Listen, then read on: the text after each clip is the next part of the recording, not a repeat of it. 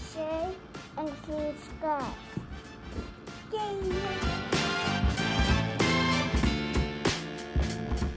What's up, Broncos country, and welcome to another episode of Keep Your Eye on the Ball, your YouTube channel dedicated to all things Denver Bronco football.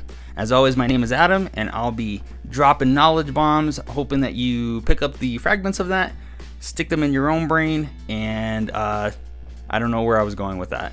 But I hope that you find the information useful, and you can regale your friends with just as much useless Broncos knowledge as I have.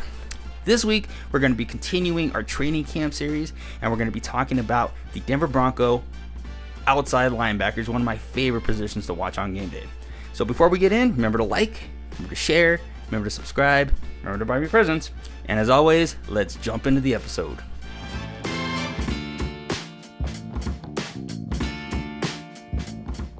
So this week we'll be covering the outside linebackers, which is always, as I mentioned before, one of my favorite positions to look at, review, and watch on game day.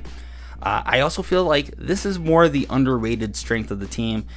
If we get a little bit more production from a couple guys, and especially if we get any kind of production from one of our rookies that we just drafted this year, I think this could be an actual strength of the team. So let's get started. Now, while I do have a tremendous amount of useless knowledge, I do have to keep things written down. So forgive me, I'll be reading off of this and kind of looking back and forth. First, we have Jalen Allen, 6'3", 240 pounds. He is an undrafted rookie. Last year at Memphis, he had 46 tackles, 2 sacks, and 1 forced fumble. Moving along, we have Nick Bonito, 6'3", 240. He had 30 tackles, 8 sacks, and 1 forced fumble last year in a breakout season. Baron Browning, 6'3", 240 pounds. He played a little bit after he got back off of injured reserve, about a half a season. So keep that in mind when you hear his numbers. 25 tackles, 4.5 sacks, and 2 forced fumbles. Jonathan Cooper on the other side was our other starter, 6'4", 257 pounds, had 70 tackles, 8.5 sacks, 1 forced fumble, and 1 pick.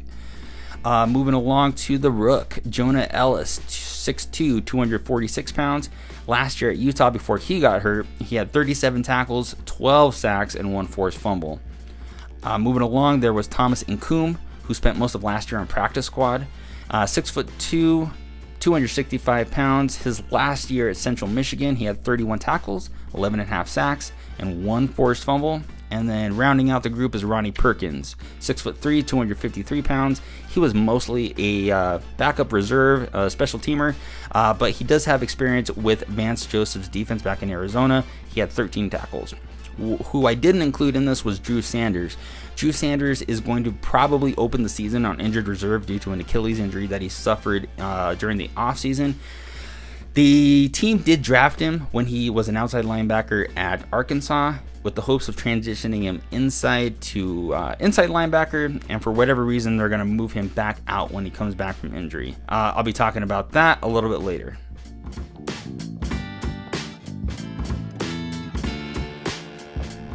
So now we get into our position review of the outside linebackers for the Denver Broncos. I feel like this is a underrated group, even if it's not the most. It doesn't have the most depth in that position as well. Your starters are going to be Browning and Cooper. Now, I'm hesitant not to throw Nick Bonito in there because I think Bonito is kind of like a hybrid backup starter, in that they do try to get opportunities for him to be on the field as much as possible. But with his struggles versus the run, it really limits his playing time. So that's why you see Browning, who has all the talent in the world, he's just a little injury prone, and Jonathan Cooper, who I think is actually one of the most underrated dudes on the team. You look at his numbers last year, he is our best all-around lineman at this point. As far as contributors, we got, again, Nick Bonito. Can rush the passer like all get out, still struggles versus the run. So that limits his playing time. You also have Jonah Ellis, who they did invest a draft pick in. You know that he's going to be in the mix. He may need some time to actually get physically healthy because he did in last season injured. And rookies sometimes just have a a steeper curve, a learning curve that they have to learn. Once I think later in the year, I think you're going to see him contribute.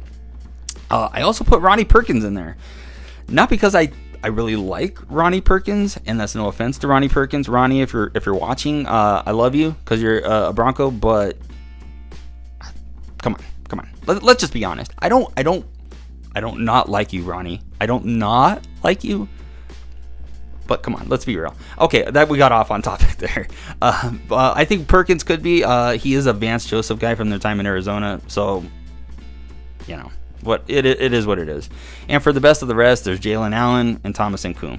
Jalen Allen, I didn't see a ton from. I looked up. I hate looking up highlights on YouTube, but I did find some of his film. He had a better junior season than senior season in Memphis. I don't know if he was hurt. I did not see a ton there that really set the world on fire for me.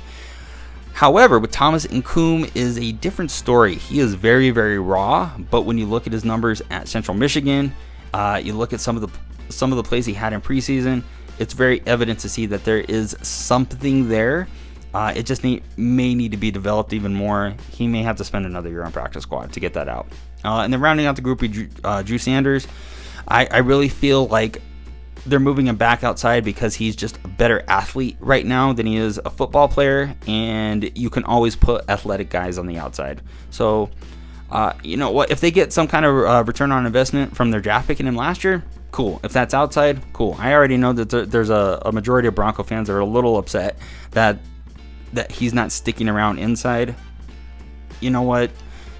You draft players, you put them in a spot to succeed. If he succeeds on the outside, great. If he doesn't, then you know that you need to move on from him. But I'm not even saying that that's in the works right now. I'm just saying he's very, very athletic. They just need to find a spot for him right now.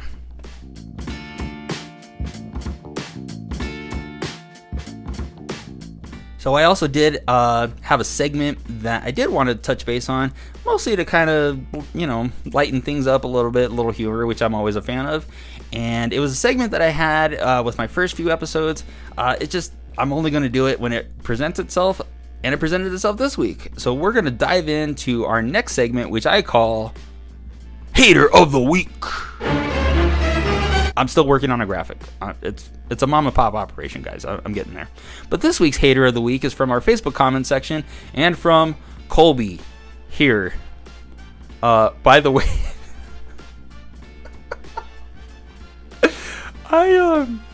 that's an awesome profile picture, dude. Just now I'm the Hater of the Week now. But I made a comment on a Facebook page about somebody said that Zach Wilson has a chance to start. I've already refuted this. Unless Bo Nix or Jarrett Stidham somehow don't pan out, get hurt, or are killed in a car accident or something, Zach Wilson is not seeing the field this year. And Colby took umbrage with that. He basically pulled out the, well, were you there? Well, if you were there, then I guess you don't know what you're talking about. Which I had to point out with, well, I wasn't there and you weren't there, but people were there. And this is what they reported. And if we all had eyeballs too, and we saw how he was in New York, it kind of looks like he's the same guy in New York. It's just as an example, he was in a 7-on-7 drill and he bailed the pocket and ran. Like he tried to scramble like it was a real game. Okay, just for people out there, 7-on-7 drills are designed for you to throw the ball and for you to look good. If he can't look good and find an open receiver in 7-on-7 drills, it does not give me a whole lot of hope that he is going to be playing any meaningful time in 2024. So I kindly pointed that out. He had a chuckle, whatever. I run into this quite a bit, being kind of a citizen journalist at this point, so it is what it is. But Colby, if you're out there, buddy, because I will be putting this back on Facebook, you have earned a prestigious award, my friend, because you are Keep Your Eye on the Balls Hater of the Week.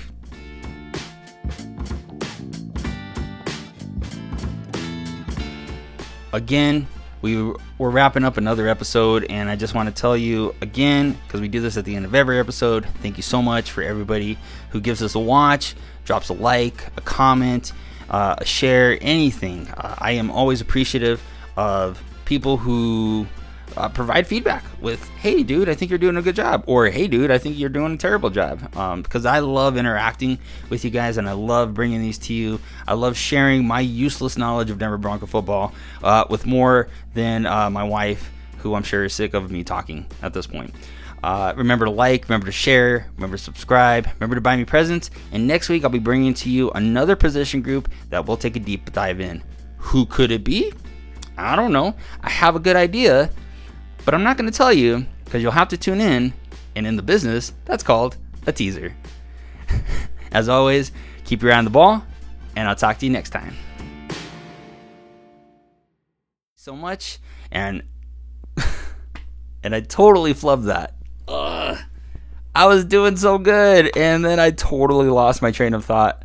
I was going, and then that feeling of panic.